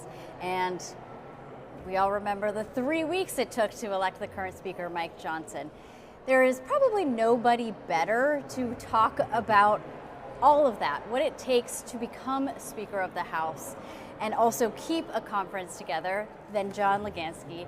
He was the Deputy Chief of Staff, worked his way up in McCarthy's office, obviously helped him out in the speakership, and he has chronicled all of this in his new book titled Glory, Grief, and the Gavel. He is now a lobbyist at Harbinger Strategies. Thank you for joining us. Thank you for having me on. I appreciate it. Hold your book. There we go. I like the orange tie is commemorated. That one's Very been retired. important That's a moment. game-worn tie. That one's Yeah, has you not gotta come out frame it. since that night. Yes. I mean, one, the title of the book, for all of us who witnessed that, Yeah. Glory and Grief, grief for sure. I've been joking, I was just walking with Congressman Brian Fitzpatrick, and I joked to him that maybe your book should come with a trigger warning for some of us who lived through it. One of the warnings that you actually mention kind of very early on the top is all House Republican leadership jobs should come with a warning label. Caution, this will end in tears. You chronicle, all of the moments from when you first started as an intern to the final days of the speakership. I mean, when you left the office and finally took a step back, you were taking notes throughout that time. Just tell us how long did it take you to just, again, step away, not think about what just happened, and then say, okay, I'm ready to write this? Yeah. Well, not too long, actually. Okay. I feel like I stepped back and I said, I have the beginning, middle, and end of this story. I think that's the hardest part of writing any book, is figuring out that arc. And I was with Kevin, as you said, for over 10 years. Started as an intern, rose to his Deputy Chief of Staff. Along the way, I was the youngest floor director in House history. Ran once in 2015, didn't get there. That was kind of the ebb of our hero's journey, and learned from that the lessons that we applied in 2023 to ultimately get over the hump. And then we saw how it all ended as well. But I had 3 months in between the Speaker's office ending and my new job, where I was getting paid by the House Representatives, which was very nice of Patrick McHenry and then Mike Johnson to take care of the staff, since we were certainly unexpectedly out of work. And that kind of served as my advance. I had these notes from my time going back to, like I said, as an intern, and started writing. It was therapeutic in a way. That was how I worked through the stress and toll of it all. Wasn't sure it was going to become a book, but I did want to at least have it all down on paper so that one day when I was old, I could look back and remember these moments, the good and the bad. So you mentioned the 2015 race. Tell us about that race and what lessons you learned that you applied later. Yeah. Well, it was only 2 years after I started on the Hill. So I came to Capitol Hill and was an intern in 2012, full staff in 2013. 1 year later, Eric Cantor loses his primary. And so Kevin goes from majority whip to majority leader, the number 2 spot in the House. That was the fastest ever rise for a House member to that post. And then almost exactly 1 year later, Pope Francis comes, visits the Capitol. It's a very joyous day, and then the next day, Speaker Boehner announces he's resigning, and Kevin is thrust into being, the presumptive next Speaker of the House. We were in that race for about 2 weeks. It felt like 2 years at the time, in the eye of the storm. And, we lost some members on the right flank. Kevin, I think, did have the votes to win at that time, but he decided it was best if the conference had a fresh face. We didn't go through another tumultuous race. He stepped back. Paul Ryan became Speaker, did a great job, obviously, in that post. But we never gave up on, I think, the dream, which was, helping run the House with him. And it took 7 years, but we were able to get there, obviously, in 2023. You mentioned you didn't give up on the dream. There was a moment in the book where McCarthy, you quote him saying, if being Speaker is going to feel like this, because there were a lot of up and downs, like you alluded to, then I don't know if I want to be Speaker. Yeah. I mean, there are moments of lows. Yes. What brought him back, during several points in his career where he could have said, I don't need to seek this position? I mean, we saw, like, for example, Patrick McHenry was thrust into that pro temp Speaker role, and then he himself had to decide, I don't want to do this. I don't want to deal with this. Yeah. Well, Kevin always had a saying, it's not that you get knocked down, it's if you get back up, right? And that was, I think, really imbued in us as a team. I was actually told after that 2015 race that there was a story coming in the Washington Post that said Kevin's going to resign within the week. And a friend called me and said, you should start making alternative arrangements.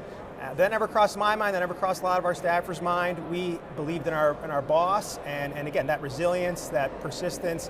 I think that's my lasting image of that speaker's fight in 2023, was just him saying, I'm never giving up. And so that's a rule that I lived by growing up. I was never allowed to quit any sports, or band. My mom and dad said, if you start it, you have to finish it.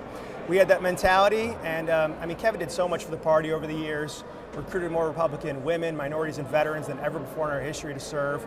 We were obviously in the Speaker's office, enacted the largest deficit reduction bill in history. He was just the right man for the job. He was a man of the House, he was a district director himself. So he was an easy guy to work for, and I'm glad we were able to obviously get him there in the end. So before we get to the actual race, tell us about working for Kevin as a staff guy who becomes a member. Yeah.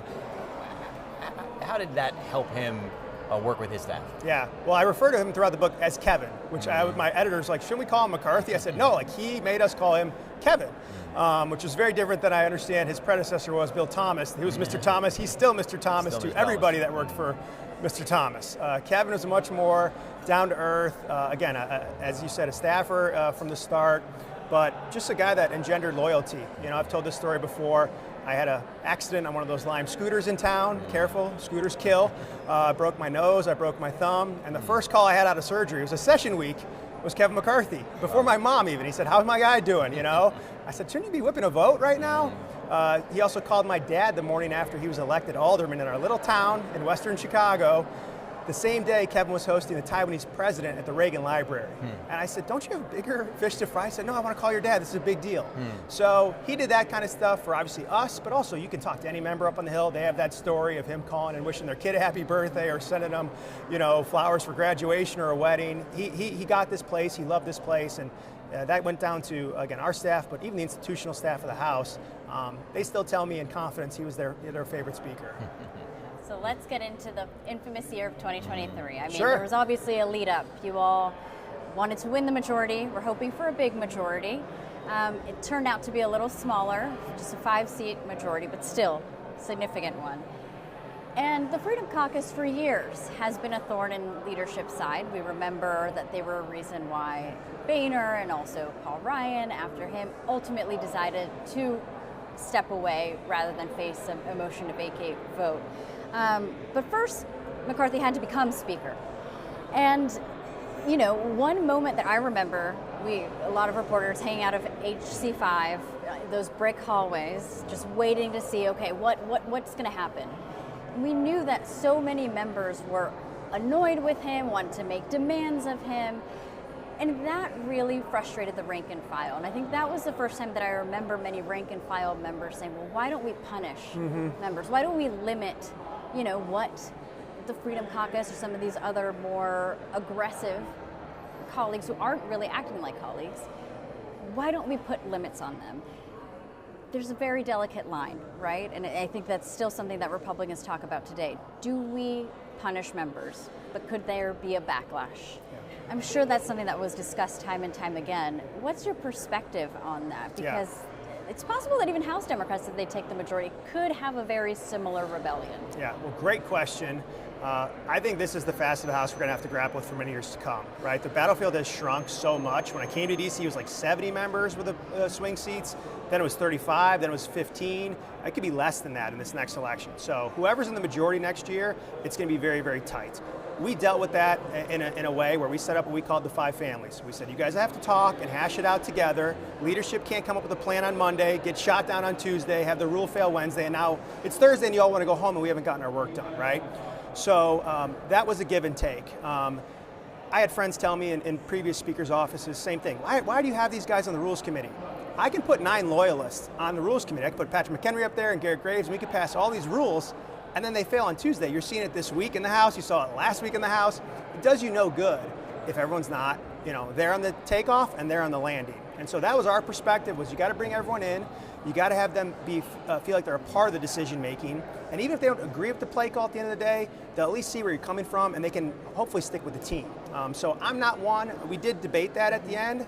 We said we could have easily passed a rule to conference rules saying if you vote for or support a motion to vacate without support of the conference, because that's what the conference rules currently say, you have to have the conference support to do a motion to vacate, then you're no longer a member of the conference. That would lead to those guys losing their committee assignments. But if you kick out 4 members, you're not in the majority anymore, right? So you really have to be careful. All members, I think, are learning they have leverage on every given vote of the week. That goes for the conservatives, but also now you see the moderates doing discharge petitions, right? It goes all ways. I just think that's something leaders are going to have to grapple with in the years to come in the House, and that's something I write about in the book, and why I think it's important to learn from. So I'd love to ask you more about discharge petitions this year, but let's go back to the fight. So tell us how it started and how did you eventually pick off your opponents? Yeah, well, in the book, I sort them into 2 camps. There was the Maybe Kevins, led by Chip Roy, my friend from Texas. He wasn't the leader of the Freedom Caucus, but I felt like he was the real center of gravity. Those are the guys that they're forming a very interesting third party, I would say. They have a fairly sophisticated operation, the Freedom Caucus does, in terms of, they have state networks, they have their own meetings the night before votes, or the night of first votes, before conference that they get aligned on. They were really looking for more influence, kind of getting that camel's nose under the tent, if you will, for the Freedom Caucus. So they were people I thought I could work with in generally good faith to try to reach an outcome. Then there were the Never Kevins. These are the folks that start coming out early. I write in the book, every time someone said I will never vote for Kevin, my heart sunk. It felt like I was getting gut punched. And that was people like Matt Gaetz and others who, they had a beef, they had a bone to pick, they wanted to create hay over this. Those are the ones we ended up carving out and kind of going around at the end, because we knew they weren't in it for any positive aims, they were just in it to sow chaos. So we were able to divide those two. The 14 Freedom Caucus members voted for us. The 6 Never Kevins didn't vote for us, they voted present, and then obviously they stayed a persistent thorn on our side throughout the tenure. Yes, I remember those next couple of months. You talked about the debt ceiling. That was a big debate that lasted for several weeks. And then there were just several moments where people like Matt Gaetz in particular were trying to find an excuse to, again, really pull that motion to vacate trigger. That ends up happening after a decision to fund the government. I mean, so many different play calls were made. There were different attempts to try and appease everybody. We all saw the difficulty of that. McCarthy ultimately says, you know what, we're going to pass this suspension. Democrats are going to help. I'm curious, because when you look back at the timeline, the House was supposed to be out that following week. I mean, I'm sure in your position, nobody wants to live with regrets, but kind of looking at how things happened. If McCarthy said, you know what, we're not going to stay in and vote on appropriations, let cooler heads prevail, everyone go home, and then we saw October 3rd happened, right? And that was a moment where, or October 7th, excuse me, that was a moment where all of Capitol Hill said, we need stability, we need to help our allies in this fight. I know it's hindsight is 20/20, but any regret of, man, maybe McCarthy could have stayed a little bit longer had he just decided the House should adjourn, let them go home, hopefully come back in a different headspace. Trust me, I've thought about every different scenario. I've spent many a night thinking about these things over a glass of bourbon. As you did note, October 7th is that next weekend. I mean, you don't have the foresight to see something like that. And you know what? I think the House needed to touch the stove in some ways. I was glad that when Mike Johnson faced the motion to vacate, there was Republicans and Democrats that came in and tamped us down. I don't think we should have recalls in our politics. Our founders did not build that into the Constitution for a reason. You need to lead. As you mentioned, Kevin made the call on the CR. Clearly the CR was not the reason we were ousted, though, because we voted for 7 more CRs over the next 2 years, with most of those members that voted against us. Again, only 8 Republicans voted him out, but they voted for a lot of those CRs. So this was a personality-driven contest. Matt Gaetz also had his ethics concerns in play. We realized this was going to happen one way or another at the end, right? And so that was no way to govern the House. If there's just a group that's not going to go with you, that's not going to vote for a rule any given week, that's not going to let you fund the government or raise the debt ceiling or do the things that we know need to get done, then I think Kevin made the decision, I'll follow my sword. Let me show the House how bad this process is. That's why we did the vote by manual roll call. You know, the Speaker can make any vote of the week a manual roll call. We usually never do. And we said this is a vote of such consequence that we want every single House member to stand up. And I've had Democrats come up to me afterwards and say, I hope you can forgive me for what I did to Kevin. I think they realized that was so bad for the institution, and I hope that's a stabilizing effect in the long run, and it's a part of his legacy for taking that as he did. So let's switch gears for a second. So many people watching our show are young Capitol Hill staffers trying to work their way up, as you were at some point. Tell us about your journey. How did you get to Washington? How did you get started? How do you move your way up? Yeah, well, not far from here. I had a slip of paper, 326 Cannon. It said Representative Kevin McCarthy. I was a junior at Stanford. I was assigned an internship in his office through the Stanford and Washington program, which brought me to DC. I didn't know a soul in this town. I didn't know anybody. I was no one's kid, no donor. I just came here because I loved politics. I loved our government. And it was such a ride to be on. He was obviously a great boss, as I talked about at the top. I became a floor assistant in his whip's office. That was the number 3 position. I was the only Republican staffer to work the House floor for the majority whip, majority leader, minority leader, and Speaker of the House. I was his deputy chief of staff in the Speaker's office. But I write that in the book. I say, if any of this seems interesting or fascinating to you, get involved. We need good people involved in our politics. The quality of decisions our government makes is directly tied to the quality of individuals making those decisions. I tried to highlight some of the good ones in my book, staffers and members alike that don't maybe get the headlines, but are doing really good work behind the scenes. And so I encourage everybody, come out here, take an internship.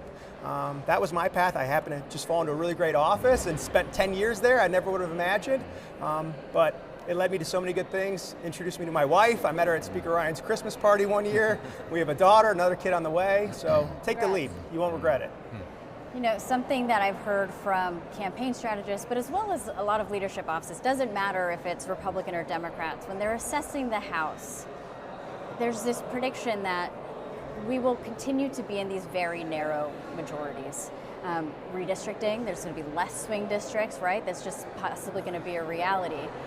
And kind of like how I alluded before, regardless of who is in power, it does seem like those struggles will continue. We've seen Mike Johnson time and time again, I mean, including today. We don't know if this rule is going to pass on a number of different priorities that Republicans want to get done. It's something they have to continually contend with in those leadership offices. But also, as I mentioned, there is a crop of Democratic socialists who are continuing to get elected across the country. That could also be another result today in Colorado. That is going to be a contingency that in a small majority could become a liberal freedom caucus. I mean, I've been asking Democrats about that. You end your book with one final thought. Truly, if you could encapsulate the advice that you could give leaders, how to manage and how to look ahead, right? It's not like, okay, it's election day. We have to see the caucus and the conference that we've been given. How should leaders and staff plan ahead to make sure to keep those rebellions down, to try and appease those members? I mean, it's probably the hardest, the hardest question and Rubik's Cube to unlock. Yeah, well, Kevin joked in his opening speech, he said, Hakeem, be careful. I got all the votes of my colleagues 2 years ago too, right? So things can flip in a hurry. I think we are entering a phase, though, where the House is becoming a pseudo-parliamentary system, right? I think the Freedom Caucus, like I said, is more sophisticated than people realize. I could see the DSA candidates rising in New York, progressives forming a little bit of their own pocket. And so that's what that week was about. It was us cobbling together a majority, like you see in parliaments around the world. My advice is just, you have to work with everybody, right? I mean, you can reject reality and say this isn't how it ought to be, but they have a vote, they have a pin, they have a right to be here, and so you have to work with them. we almost saw a situation with Patrick McHenry where almost a bipartisan middle came together. That could happen one day in the House, truly. If we get so deadlocked in researching for this book, there was one speaker's election that went 133 ballots. They voted for a couple months. And at one point, they actually suggested maybe making a rule change that we'll elect the speaker by lots, aka put names in a hat, pick one out, and we agree that's the speaker.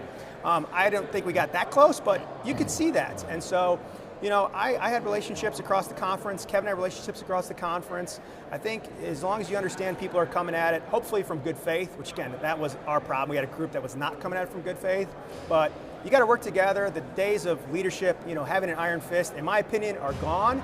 The House is going to be a rambunctious and fun place to watch, and everyone's going to need to read this book to understand how they manage these tumultuous times. John, thank you so much for joining us. Very insightful conversation. I learned a lot reading it, though I also lived it, so I do recommend it. I appreciate you guys having me on. Yeah. Thanks. Thank you. We'll be right back with a very influential Democrat. Stay tuned. You're watching 535, and we'll be right back. For all it takes to be a property owner and the prosperity that comes with it, you have an alliance working for you. The American Property Owners Alliance. Real estate experts, financial professionals, and community leaders standing together to support, protect, and represent millions like you. Homeownership is the American dream. We're here to keep it that way. In Afghanistan, the IED actually penetrated the vehicle between my legs, but it was a miracle that we all survived in the vehicle. When I began the process to separate from the military, it was during COVID. And with the issues back home, we just knew we got to come back home and take care of the family. So we had to go stay at our mom's house. And there was already 3 people living there and 5 of us, or 8 people. How many bedroom? Like a 2-bedroom. Like a 2-bedroom house. We were desperate. So then when we transitioned to Texas, it was very much so like, what are we gonna do now? When I came home, I needed a new roof due to a storm, and I was about to lose homeowners insurance as well. I applied for Operation Homefront Critical Financial Assistance Program. They've really been a blessing. I'm in the Permanent Homes for Veterans program. They built a house for me, and it's amazing. We got the call, this is your house, and the kids and I took off just to go sit in the driveway and cry. It's life-changing. It took us from a hopeless situation, and now we're homeowners. We have a savings account. The best way to describe Operation Homefront is that it's like a family because they're always there for you. I would say you guys are angels behind closed doors. Operation Homefront has impacted my family in a way that's probably going to be passed down through my family's history. It's definitely going to be a story that's going to be told for generations. Congresswoman, we only have a couple minutes, Okay. which is perfect for our 535 1 minute. Should I be afraid? Who's the smartest member of Congress? So I'm really putting you on the spot here. Don't tell anybody this. I'm too much of a politician to answer that question. This is crazy. What's the best committee? I do like them all. On you, baby. That was good. That was good.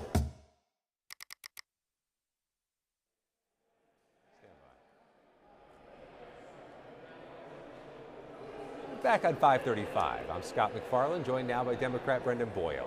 Top Democrat on the House Budget Committee, represents Philadelphia. A lot to get to, a lot of economic news, a lot of budgetary news, but I want to start, if you don't mind, with the 250th birthday. Philadelphia has a unique history and a unique connection to the 250th. How are you all commemorating that in your district? Yeah, so I'm very proud, as a born and raised Philadelphian, not just the congressman for about half the city. Philadelphia is literally the nation's birthplace. And so I have Independence Hall in my congressional district. I went about working on this 2 years ago exactly, attempting to essentially bring Congress back to Philadelphia for a day. It has been a 2-year effort, but for only the second time since 1800, members of Congress will gather at Independence Hall, literally be in the room where it all began. So that will happen on Thursday, July 2nd in the afternoon, and that is actually the 250th anniversary of the vote by Congress for independence. John Adams always thought that would be our nation's birthday, July 2nd. 2 days later, of course, they adopted the Declaration of Independence, which we celebrate as the 4th of July. So it'll be very special and moving Is to there be a there. gavel? Is there is there something type of pomp to the Yeah, ceremony? we will be signing. We will process in order of state delegation, with the original 13 states going first. There will be a resolution and a document that we're signing, a group photo. We will tour the time capsule, tour the Liberty Bell, and of course we will have speeches in Congress Hall, which was the first U.S. Capitol. That was the Capitol for 10 years from 1790 to 1800 until Virginia and Maryland stole the nation's capital away from Philadelphia and built what we have today, literally building it on a swamp, which was land at the time controlled by Maryland and Virginia. Do you sense back in the district there's been an uptick in visitors, uptick in energy around these landmarks this week? Oh, there's no question about it. In fact, I happen to know that because I was looking at the stats just a few days ago. I think America's 250th combined with hosting the World Cup. Saturday. Those Matches two, on Saturday. round of 16 match on Saturday, 5 o'clock at what we are used to calling the Link, but it's technically Philadelphia Stadium because FIFA has some very, very strict rules, bizarrely, in renaming all of these stadiums through the duration of the World Cup. But really all throughout this year, we have been preparing in Philadelphia to celebrate the 250th. So I'm excited about this week. I'm also, obviously anxious that everything goes well, knowing how much time and energy and effort has gone into, making this happen. Let's talk policy, let's talk legislation. As top Democrat on the House Budget Committee, you have this intimate view of the construction of the One Big Beautiful bill, which was signed a year ago this week. That's right. As time goes flying by here, Congressman. Congressman Moran of Texas made the argument earlier in the program that there has been a benefit to constituents, not just in Texas, but nationwide, to the reduction of taxes on tips and on some of the things that could end up with more money in people's wallets. How do you view the bill's implementation and any benefit it has had over the past year? Well, I know this. The polling shows by an overwhelming majority the American people disagree with him. They have found that this is the single most unpopular major piece of legislation to ever pass Congress. And think about this for a second. This bill, which did include tax cuts skewed toward the very wealthy, toward the top 1% and corporations, that tax cut bill also includes the biggest cuts to health care in American history. Already, Scott, more than 5 million Americans have lost their health care directly as a result of that bill. But that's just the beginning. There is at least another 10 million more who the Congressional Budget Office project will lose their health care beginning in December of this year once the Medicaid cuts come into effect. There were also other cuts as well, especially to nutrition assistance programs and student loan repayment programs, and I can cite several more as well. The bottom line is, as the Joint Committee on Taxation found, if you're in the bottom 1/3 of American households, you are poor today as a result of that legislation passing a year ago. But if you're in the top 1%, you made out like a bandit. On the issue of Medicaid, one thing Republicans have argued today as we mark this 1-year anniversary of the legislation is that the Medicaid reductions would be cuts to people who are fraudulently getting the benefits, getting it in multiple states, getting it when they don't qualify without work requirements. Is there some virtue to getting rid of the Medicaid payments that aren't going to folks who rightfully should have them? Well, first, I dispute the premise. There is no widespread fraud. And to be clear, those instances where there is fraud, I want to see that done away with. But I can tell you that every independent authority that has looked at this, the CBO, Congressional Budget Office, many other nonpartisan groups that are out there as well, have found that these claims by Republicans that the people who are losing their health care are only illegal immigrants or only people who are defrauding the system, it just is not so. The reality is the vast majority of people who have already lost their health care as a result of this legislation or are about to lose their health care as a result of the bill, they are people who mostly are working hard, playing by the rules, and now are going to see their health care costs go up. And by the way, final point on this, it's not just the people who are on Medicaid or on Obamacare or on Medicare.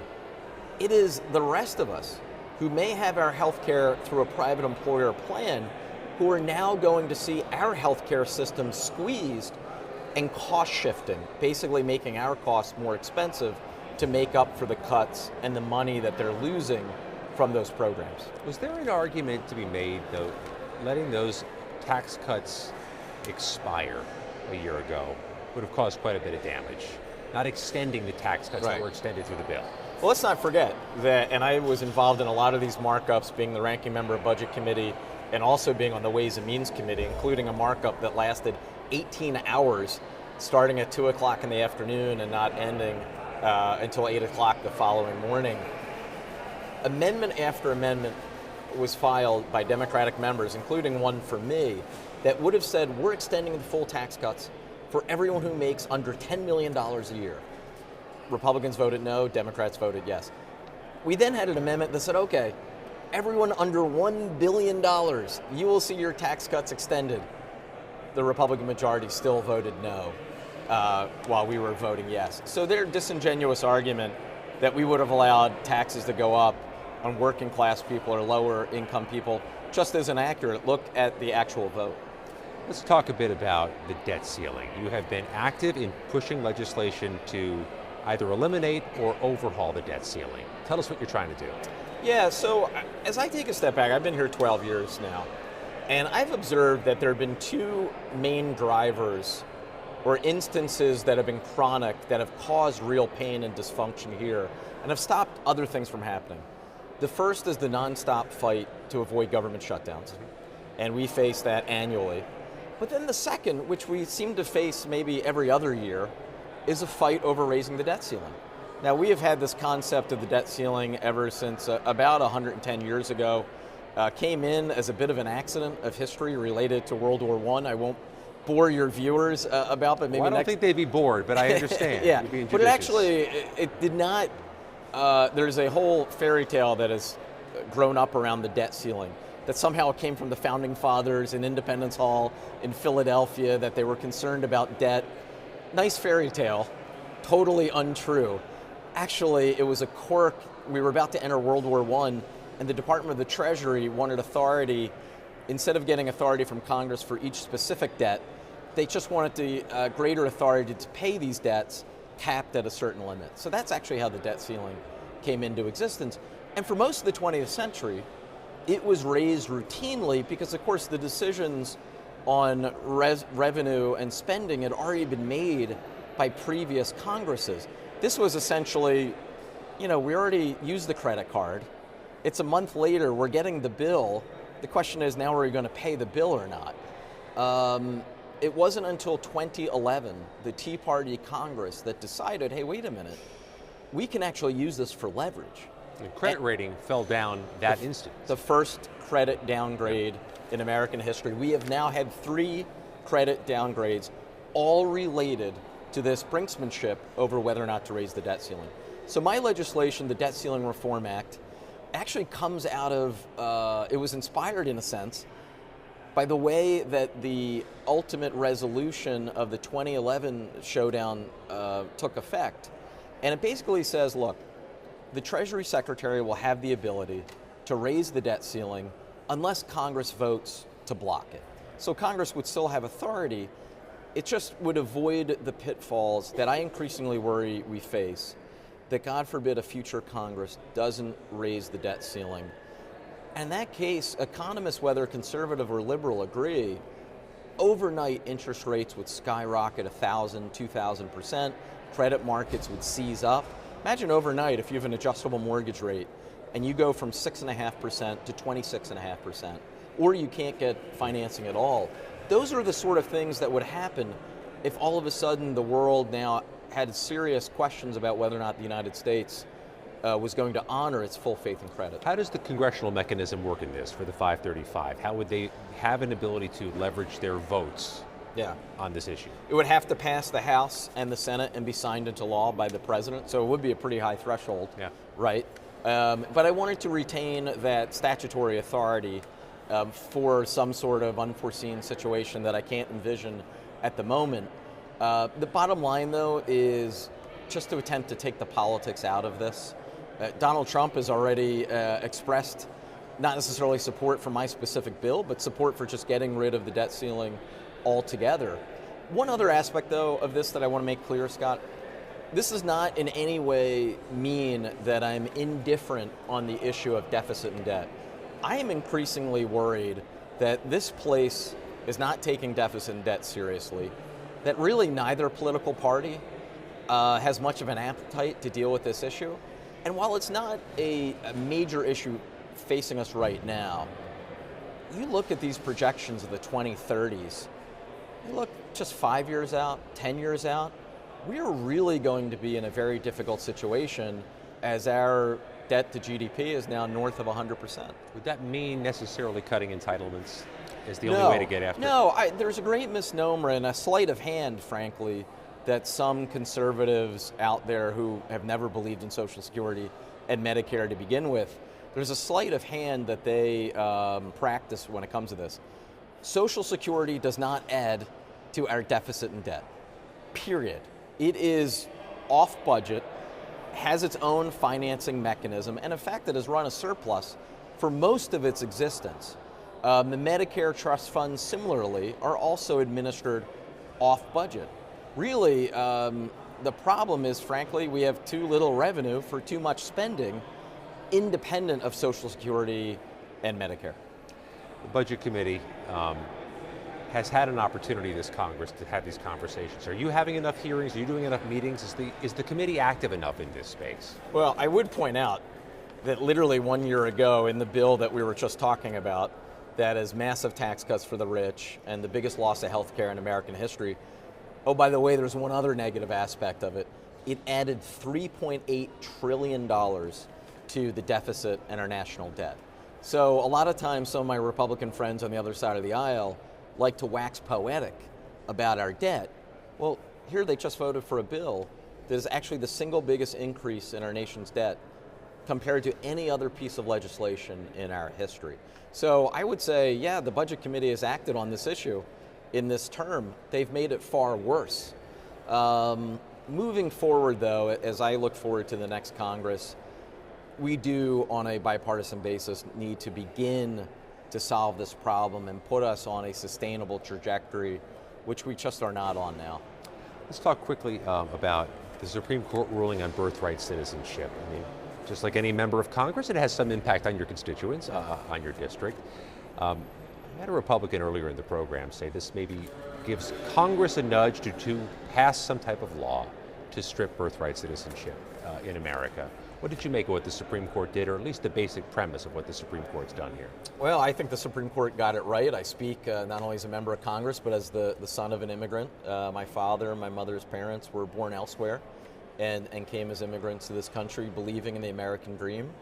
I have been alarmed at the last 5 or 10 years, the dramatic increase in anti-immigrant sentiment that this president is stoking.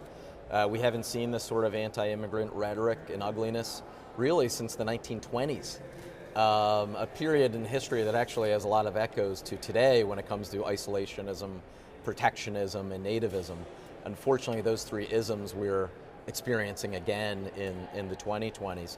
So ultimately, I'm glad the Supreme Court got it right, but the fact that there are 3 to 4 justices in the Supreme Court who are radical enough that they don't think the Constitution through the 14th Amendment protects birthright citizenship, that is disturbing. I mean, there was a thought 6 months ago, a year ago, that this would be either a 9-0 decision or a 7-2 decision.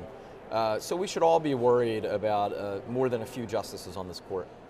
Appreciate you giving us the opinion on that. It is one of those things we try to address breaking news as it happens, and it's something that does impact every district in America. Got just a moment left. We're supposed to ask you your favorite food in your district. I don't want to stereotype. I don't want to mischaracterize Philadelphia. So you tell me. This is completely stereotypical. No. But like, I grew up in a household where you ate a cheesesteak 2 or 3 times a week.